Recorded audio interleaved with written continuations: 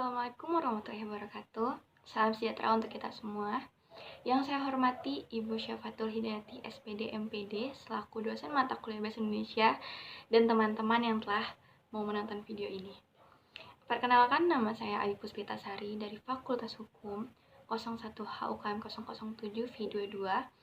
Di sini saya akan membahas tentang mengenal hukum terhadap pelaku penyebar komunis. Pengertian komunis itu apa sih? Komunis sendiri dalam bahasa Latin yaitu komunis merupakan ideologi yang berkaitan dengan filsafat, hukum, politik, sosial, dan ekonomi yang bertujuan untuk menciptakan masyarakat dengan aturan sosial ekonomi yang berdasarkan kepemilikan bersama, alat produksi, dan tidak adanya keterlibatan antara kelas atas dan kelas bawah maupun uang dan negara. Secara umum sendiri, komunisme sangat membatasi agama pada rakyatnya. Dengan prinsip agama adalah racun yang membatasi rakyatnya dari pemikiran yang rasional dan nyata. Masih dalam histori, komunisme atau Marxisme adalah ideologi dasar yang umumnya digunakan oleh partai komunis di seluruh dunia. Sedangkan komunis internasional merupakan racikan ideologi yang ini berasal dari pemikiran Lenin sehingga sering disebut pula dengan Marxisme-Leninisme. Menurut Karl Marx, yaitu merupakan seorang pencetus teori komunis yang berpendapat bahwa kesadaran manusia terkondisikan oleh silang pengaruh dialektika antara subjek, masyarakat, dan objek atau dunia material di mana kita hidup. Dengan demikian, sejarah adalah proses berkelanjutan dari penciptaan, kepuasan, menciptakan ulang kebutuhan manusia. Lalu, apa sih penyebab komunisme dilarang di Indonesia ini? Nih, jadi untuk komunisme kenapa dilarang di Indonesia? Karena mendapat cap buruk dari akibat pelaksanaannya di Uni Soviet yang sangat keras. Cap buruk ini semakin menjadi setelah terjadinya Perang Dunia Kedua. Terus apa sih yang dari pemenang Perang Dunia Kedua ini, yakni Uni Soviet dan Amerika memiliki ideologi yang sangat bertentangan, yang bersaing memperebutkan dan mempengaruhi negara lain. Di Indonesia, meski Partai Komunis Indonesia atau sering disebut dengan PKI, merupakan salah satu partai dengan pengikut terbesar, banyak juga ditentang oleh pihak-pihak yang masyarakat dengan pro-Amerika Amerika Serikat ini. Di sisi lain, PKI juga mendapat cap buruk akibat keterlibatan antara pemberontakan pada tahun 1926, 1948, dan 1965 dan merujuk pada konsideran staf MPRS 25 MPRS 1966. Alasan mengapa PKI dilarang di Indonesia karena adanya paham atau ajaran komunisme, Marxisme, Leninisme yang pada hakikatnya Pancasila. Orang-orang pada golongan di Indonesia menganut paham komunisme, Marxisme, dan Leninisme, khususnya Partai Komunis PKI sendiri. Dalam sejarah kemerdekaan, Indonesia telah terbukti beberapa kali berusaha merobohkan kekuasaan pemerintahan di Indonesia ini yang sah dengan jalan kekerasan.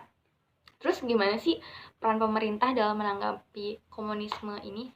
Terkait soal ini, pemerintah sendiri telah bersikap bijak dan tegas. Pemerintah sudah melakukan berbagai upaya untuk melawan gerakan anti Pancasila, antara lain dengan melakukan perumusan arah kebijakan umum, pembinaan ideologi, melalui Pancasila, melalui UKP, pembinaan ideologi Pancasila. Pemerintahan juga telah melakukan penyusunan garis-garis besar haluan ideologi Pancasila dan roadmap pembinaan ideologi Pancasila, koordinasi, sinkronasi, dan pengendalian Pancasila, dan juga pembinaan ideologi Pancasila sendiri. Gimana sih hukum terhadap pelaku penyebar komunisme yang berlaku di Indonesia sendiri? Jadi, untuk penyebaran agama komunisme sendiri yang berdasarkan Undang-Undang Nomor 27 tahun 1999 tentang perubahan Kitab Undang-Undang Hukum Pidana yang berkaitan dengan kejahatan terhadap keamanan negara merupakan pelanggaran. Undang-undang tersebut berisi sebagai berikut. Jadi, undang-undang sendiri itu dalam pasal 107A, barang siapa yang secara melawan hukum di muka umum dengan lisan, tulisan, melalui media apapun menyebarkan atau mengembangkan ajaran komunisme, marxisme, leninisme tersebut dalam segala hal dan bentuk dapat dipidana dengan penjara paling lama 12 tahun. Wah, lumayan juga ya. Terus dalam pasal 107B, barang siapa yang secara melawan hukum di muka umum dengan lisan, tulisan, media apapun yang menyatakan keinginan untuk meniadakan atau mengganti Pancasila sebagai dasar negara yang berakibat timbulnya kerusuhan dalam masyarakat atau menimbulkan korban jiwa dan kerugian harta benda dipidana dengan penjara paling lama 20 tahun. Itu lama banget loh. Lalu dalam pasal 107C yang berisi tentang barang siapa yang secara umum melawan hukum di muka umum dengan lisan, tulisan, atau media apapun dan menyebarkan atau mengembangkan ajaran komunisme tersebut yang berakibat timbullah kerusuhan dalam masyarakat atau menimbulkan korban jiwa sendiri dan kerugian antara harta benda dipidana dengan paling lama 15 tahun penjara. Dan menurut naskah rancangan undang-undang terbaru saat ini yaitu RUKP terbaru yang mengancam pidana hingga 4 tahun penjara bagi seorang menyebarkan atau mengembangkan ajaran komunisme, marxisme, dan leninisme yang berisi tentang setiap orang yang menyebarkan atau mengembangkan ajaran komunis, marxisme, leninisme ini di muka umum dengan tulisan atau lisan dan termasuk menyebarkan atau mengembangkan melalui media apapun dipidana dengan paling lama 4 tahun. Kendati demikian, pemberontakan tersebut sebenarnya tidak berhubungan dengan ideologi dan komunisme ya, melainkan konflik yang murni dilatar belakangi dengan kepentingan politik tersebut. Sekian pidato dari saya. Selebihnya mohon maaf apabila ada salah kata. Terima kasih. Assalamualaikum warahmatullahi wabarakatuh.